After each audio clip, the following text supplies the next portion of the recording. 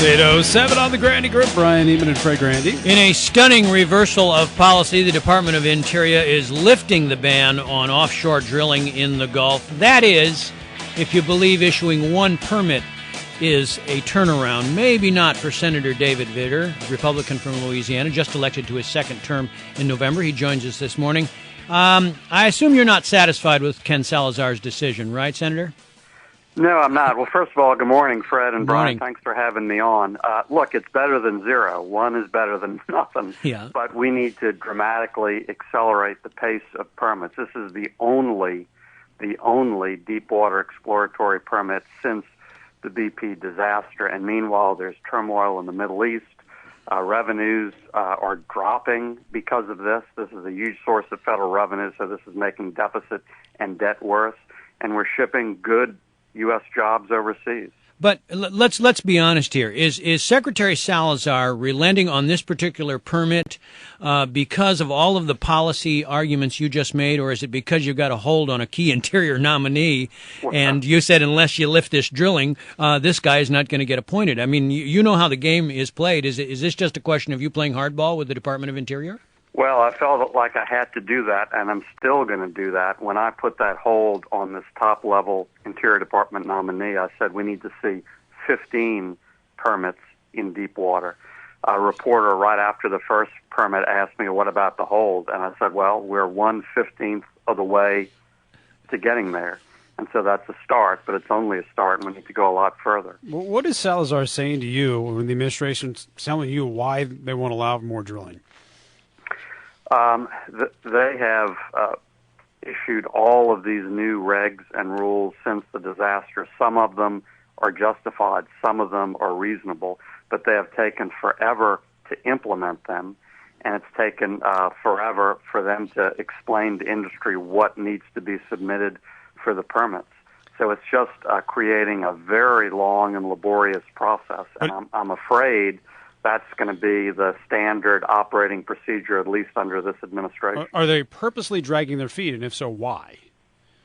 Well, I think about half the folks involved in this in the administration are just slow and laborious and sometimes incompetent, and the other half want to shut down the Gulf of Mexico permanently and are morally opposed to oil and gas. But Senator, the real disaster is no longer in the Gulf of Mexico. It's in the Middle East, with countries imploding and oil supplies probably at least driving up the price, if not the supply, on a permanent basis.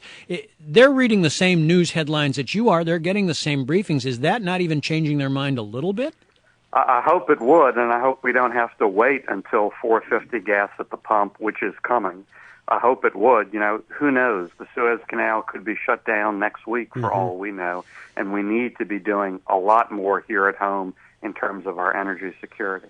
You brought up the BP oil spill, something that, the media, we don't really talk about much anymore. I'm curious to see how that how the cleanup is going and how the local economy has been affected and is affected right now because of it. The cleanup is going pretty well. I think every impartial observer would say that the last few months have proved how powerfully resilient Mother Nature is.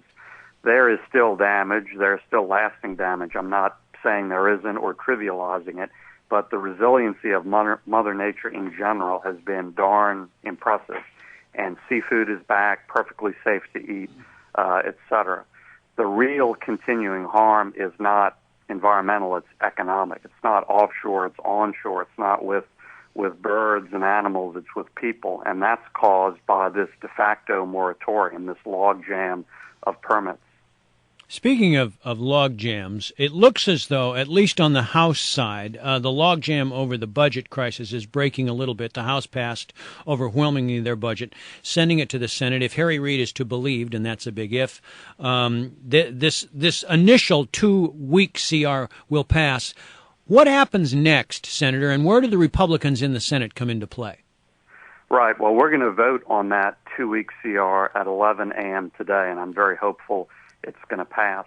And I think, although it's only for 2 weeks, it's only a stopgap measure, I think it sets an amazingly important precedent, which is that we need to pass a new budget with meaningful cuts. And in fact, the cuts in this 2-week CR are the same level of cuts prorated for that amount of time as as what the House Republican passed, $100 billion over an entire fiscal year. And so I think it's great that we're setting the precedent that that level of cuts is appropriate. And I think the American people are going to see in the next 2 weeks the sky is not going to fall, the world is not going to end with that level of cuts. So I think it's an important precedent. Now we need to move on and pass a long-term bill for the rest of the fiscal year that has that same level of cuts, $100 billion annualized over an entire fiscal year. If you can't get a long-term CR, are you going to play 2 weeks at a time and just continue to perpetuate the cuts? Is that a strategy for the Republicans in either the House or the Senate? Well, no one I know wants to shut down the government. So if we can't get a long-term bill, yes, I think we'll try shorter-term bills like this with the same level of cuts. Do you think there are enough votes right now to pass what the House passed recently when it comes to the long-term $61 billion worth of cuts? Are there enough Democrats to pass that bill? I mean, I know the president said he would veto it, but do you think there are enough votes right now in the Senate to get that bill out?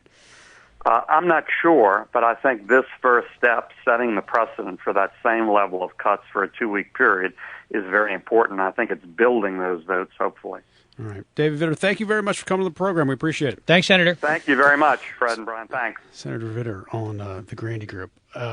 Interesting to hear that things are not too bad in Louisiana as far as the environment goes after the BP oil spill that we spent countless time talking about, not only on this show, but I mean everywhere, that we said how the Gulf of Mexico is going to hell in a handbasket. It doesn't seem like it's that So bad. is BP still the black hat that they were, oh, they're still, 10, 15 months ago? I think they're still a black hat, but it's, it's pretty interesting to hear David Vitter say, I mean, granted he's a Republican, but essentially say that the problem, environmental problems, not nearly as bad as we thought they were going to be. The economic problems are very bad, but it's not necessarily because of the spill. It's because we're not allowed to drill oil anymore. I haven't heard her argue the contrary. When I say her, I mean Senator Mary Landrieu, Democrat of Louisiana, the senior senator from Louisiana. So it could be that maybe they're just kind of saying, you know what, this was a problem, but it was not quite the environmental apocalypse that was billed to be when we first started